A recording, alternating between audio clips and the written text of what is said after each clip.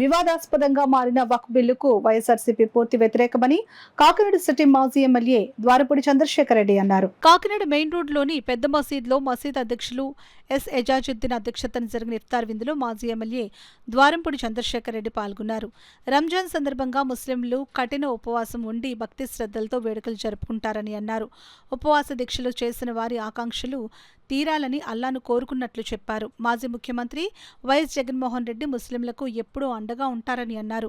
పార్లమెంట్లో వక్ఫ్ బిల్లు ప్రవేశపెడితే వైఎస్ఆర్సీపీ వ్యతిరేకంగా ఓటు వేస్తుందని, ఇప్పటికీ ఈ విషయాన్ని మాజీ ముఖ్యమంత్రి వైఎస్ జగన్మోహన్ రెడ్డి చెప్పారని అన్నారు. ఈ కార్యక్రమంలో వక్ఫ్ బోర్డు మైనార్టీ సెల్ నగర అధ్యక్షులు ఖాలిద్, జిల్లా మైనార్టీ అధ్యక్షులు బాషా, రాష్ట్ర వక్ఫ్ బోర్డు మాజీ డైరెక్టర్ అబ్దుల్ బషీరుద్దీన్, నాయకులు అజ్జు, సుంకర విద్యాసాగర్ తదితరులు పాల్గొన్నారు.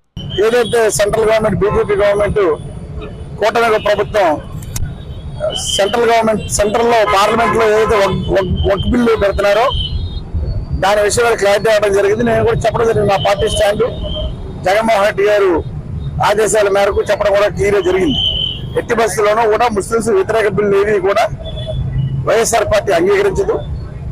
ఎప్పుడు కూడా ముస్లిం సపోర్టివ్ గానే ఉంటాము. అందులో వక్ఫ్ బిల్లుకి ఏదైతే పార్లమెంట్ లో వస్తుందో ఆ బిల్లుకి కూడా ఎగ్నెస్ట్ గానే ఉంటారు తప్ప ఎట్టి పరిస్థితుల్లోనూ కూడా ముస్లిం సోదరులకి నష్టం కలిగించే విషయంలో ఇందులోనే కూడా వైఎస్ఆర్ పార్టీ కళ చేసుకోదని సందర్భంగా తెలియజేసుకోవడం జరిగింది.